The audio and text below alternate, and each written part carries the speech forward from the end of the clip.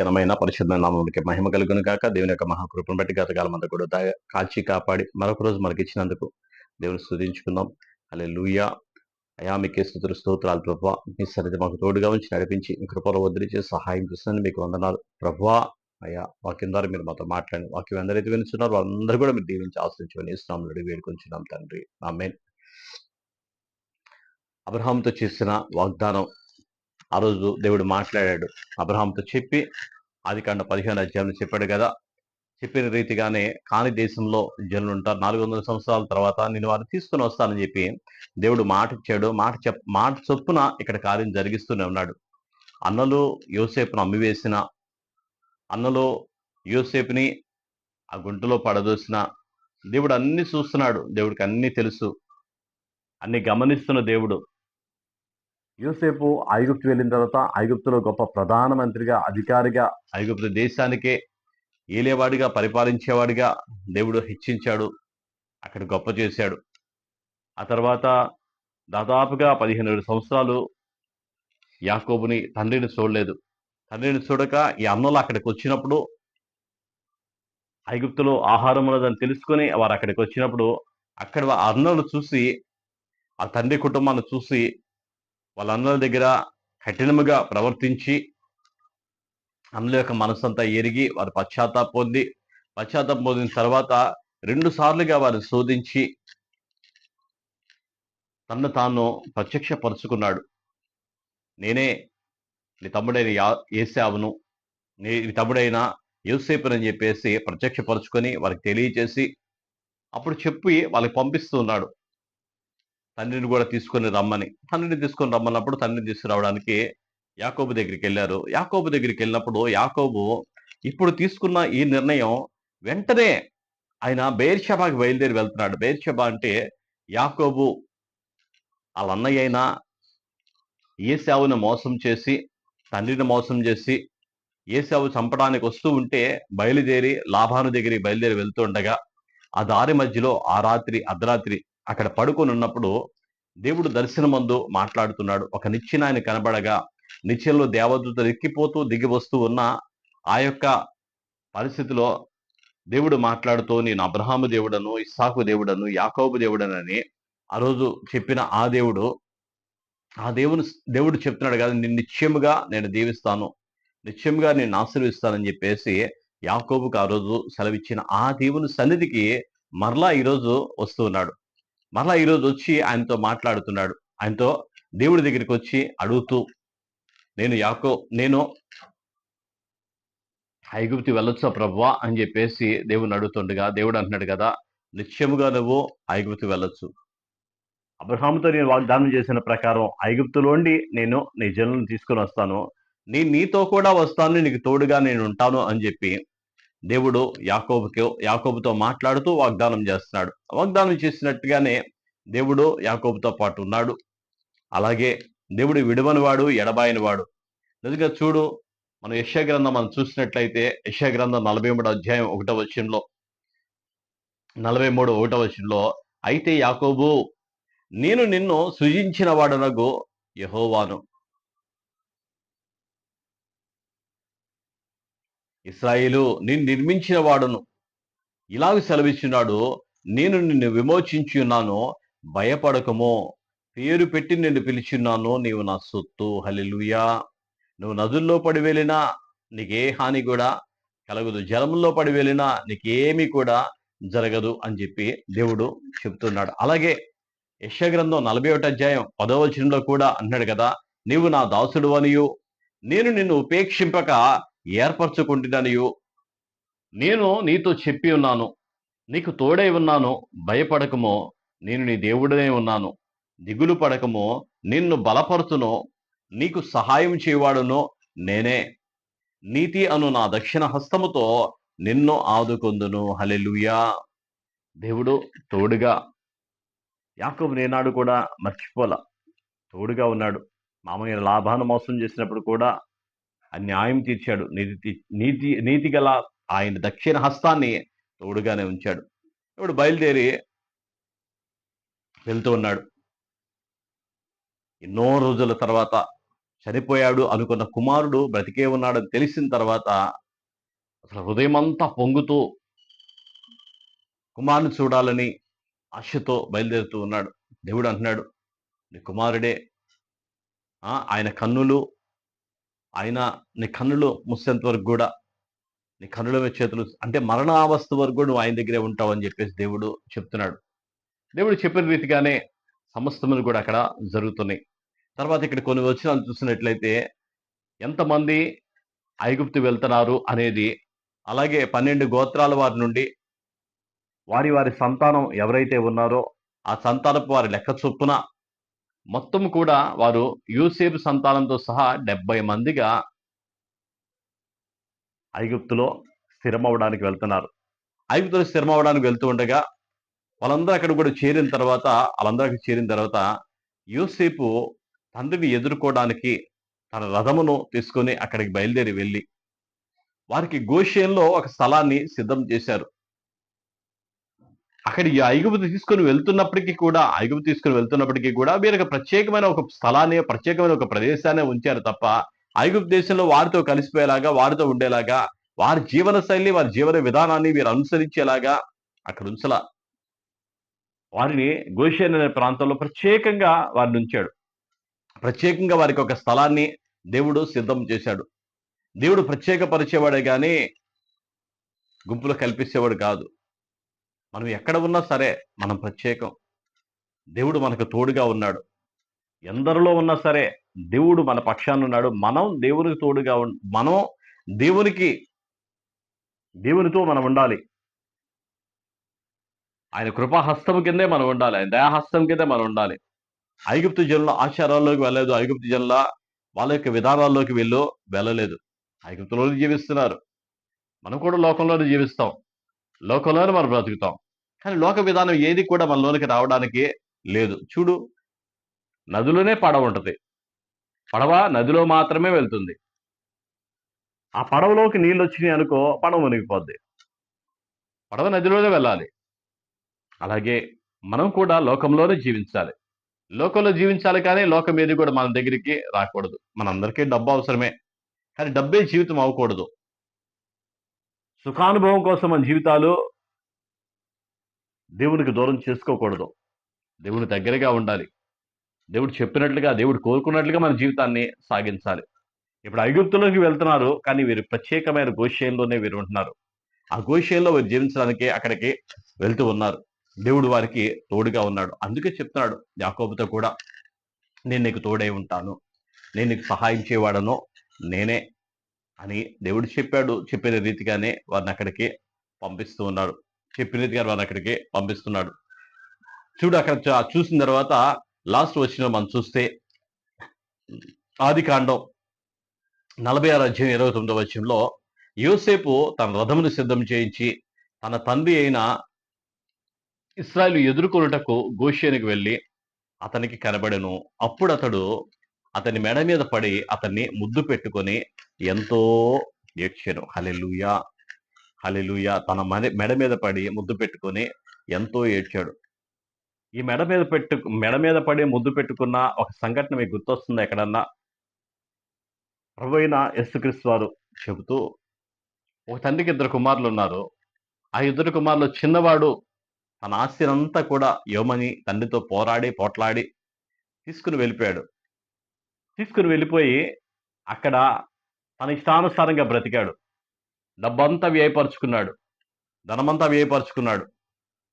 తినడానికి తిండి కూడా లేకుండా పందుల పొట్టు తింటూ అక్కడ బ్రతుకుతూ ఉండగా అప్పుడు తన తండ్రి గుర్తుకు వచ్చి, నా తండ్రి ఇంట్లో సమృద్ధి ఉంది కదా అని చెప్పేసి ఇక్కడికి వచ్చాడు. అక్కడ ఆయన బయలుదేరి వస్తుండగా దూరం నుండి తండ్రి చూసి పరిగెత్తుకుని వెళ్ళి ముద్దు పెట్టుకున్నాడు. అక్కడ ఉన్న కుమారుడు నువ్వు నేను, ఇక్కడ ఉన్న కుమారుడు మన ప్రభువైన యేసుక్రీస్తు వారు. యోసేపు యేసు ప్రభు వారికి సాదృశ్యంగా ఉన్నాడు. ఆయన రథమును వెంట పెట్టుకొని తండ్రి దగ్గరికి వెళ్ళి అక్కడ తండ్రిని పట్టుకొని ముద్దు పెట్టుకుంటాడంట. నిజమే కదా?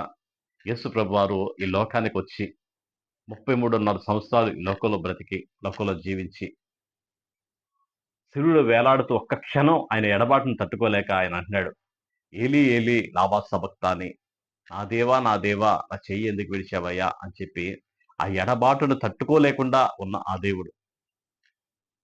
ఇప్పుడు యాకోబుని యాకోబు తండ్రి, ఏశావు కొడుకు. ఇప్పుడు కొడుకు పరిగెత్తుకొని వచ్చి తండ్రి మెడ మీద పడి ముద్దు పెట్టుకుంటున్నాడు. లోకంలోకి యేసుప్రభువారు వచ్చిన తర్వాత మళ్ళీ తిరిగి వెళ్ళేటప్పుడు అక్కడ ఉమ్, మీకు ఒక సంఘటన,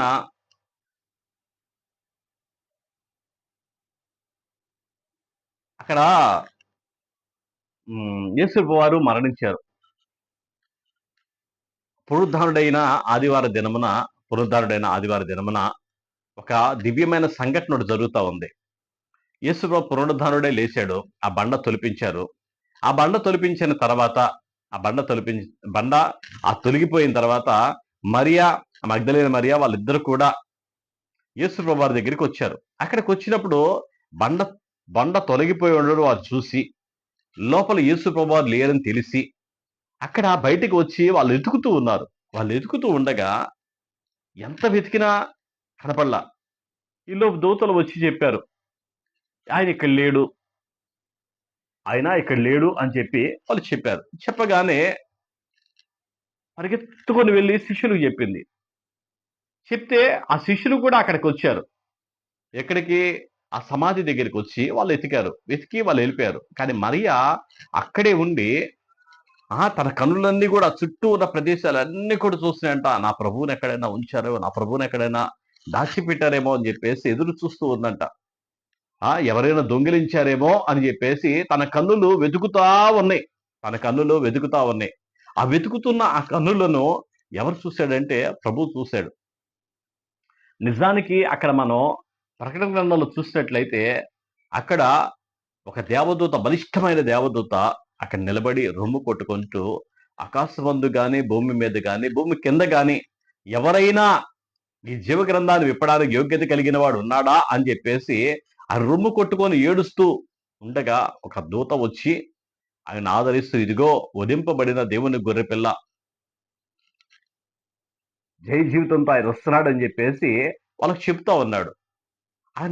ఆయన అప్పుడు అక్కడికి వెళ్ళాలి, తిరిగి లేచి అక్కడికి వెళ్ళాలి. కానీ అంత గొప్ప సన్మానం ఉండి కూడా, అంత గొప్ప పరిస్థితి అక్కడ ఉండి కూడా ఆయన అక్కడి కింద ఆగి మరియను పలకరించి, మరియా ఎవరిని ఎదుగుతున్నావు అంటే, ఎవరు కావాలమ్మా అన్నప్పుడు ఆయన తోటమాలి అని అనుకొని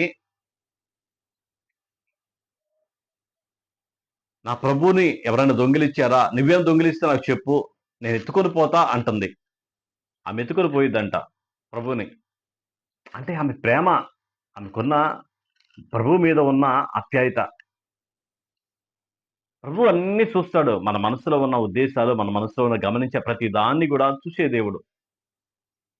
ప్రభు అంత గొప్ప సన్మానం అక్కడ పైన ఉండగా 24 మంది దేవదూతలు, 4 జీవులు, కోట్ల దూతలు అందరూ కూడా ప్రభు కోసం అక్కడ ఎదురు చూస్తున్న నిరీక్షణ కలిగి వాళ్ళందరూ కూడా ఎదురు చూస్తున్నారు. జీవ గ్రంథాన్ని విప్పడానికి యోగ్యత కలిగిన వాడు ఎవరా అని చెప్పేసి ప్రభు కోసం అక్కడ ఎదురు చూస్తూ ఉండగా, తండ్రితో సహా అక్కడ నిరీక్షణ కలిగి ఉండగా ఆయన ఎవరి కోసం ఆగాడంటే, ఆ రోజు మరియ కోసం అక్కడ ఆగి ఆమెతో చెప్తున్నాడు కదా, మరియా అని పిలవగానే ఆమె వెంటనే రబ్బూని ఆ స్వరం విని, ఆ శబ్దం విని, ఆయన మాట విని రబ్బూని అని చెప్పి అని పిలిచినప్పుడు, నన్ను ముట్టవద్దు, నేను ఇంకా తండ్రి దగ్గరికి ఎక్కిపోలేదు అని అంటున్నాడు. తండ్రి దగ్గరికి నేను ఎక్కిపోలేదు అని చెప్పి తండ్రి దగ్గరికి వెళ్ళే గడియ వచ్చినప్పటికీ అవి ఎవరి కోసం చూశాడంటే, అక్కడ ఆ మరియ దగ్గర ఆగి మరియకి దర్శించి మరియకి సమాచారం తెలియజేసి ప్రభు దగ్గరికి వెళ్ళాడు, తండ్రి దగ్గరికి వెళ్ళాడు. ఆ తండ్రి కూడా అప్పుడు ఆ రోజు ఆయన చూసినప్పుడు, ఈ భూలోకంలో యేసు ప్రభు వారు అన్ని రోజులు జీవించినప్పుడు తండ్రిని విడిచి ఇక్కడికి వచ్చినప్పుడు కూడా నిజమే కదా, అన్నల తప్పు చేస్తే యోసేపు ఐగుప్తులోనికి వెళ్ళాడు. మనందరం చేసిన పాపాన్ని బట్టే కదా ప్రభు కిందకి దిగి వచ్చాడు, తండ్రిని విడిచి. మరి ఒక్కసారి ఆలోచిద్దామా ప్రభు యొక్క ప్రేమ, పాపం చేసింది మనం, తప్పు చేసింది యాకోబు సంతానం. తండ్రి యొక్క ప్రేమ, కుమారుని యొక్క ప్రేమను విడిచిపెట్టి వచ్చింది యాకోబు. ఏశావు యొక్క ప్రేమ తండ్రి తండ్రి అయిన దేవునికి, కుమారుడైన దేవునికి ఉన్న బంధం లాగా అక్కడ మనకి కనబడతా ఉంది. వెంటనే పరిగెత్తుకొని రథాన్ని తీసుకొని వెళ్ళి తండ్రి మెడ మీద పడి ముద్దు పెట్టుకొని, ఒక్కసారి గమనించండి, ఒక్కసారి ఆలోచించండి. ఆ పరలోక రాజ్యంలో కూడా తండ్రి చేతిలో ఆ జీవ గ్రంథాన్ని తీసుకొని, ఆ జీవ గ్రంథం విప్పుటకు యోగ్యత కలిగిన ఆ దేవుడు ఆ గ్రంథాన్ని తీసుకొని విప్పి చెబుతూ ఉండగా, ఈ రోజు కూడా లోకంలో సమాచారం మనకు తెలియదు. ఏం జరుగుతుందో కూడా మనకు అర్థం కాదు. ఏం జరగబోతుందో కూడా తెలియదు.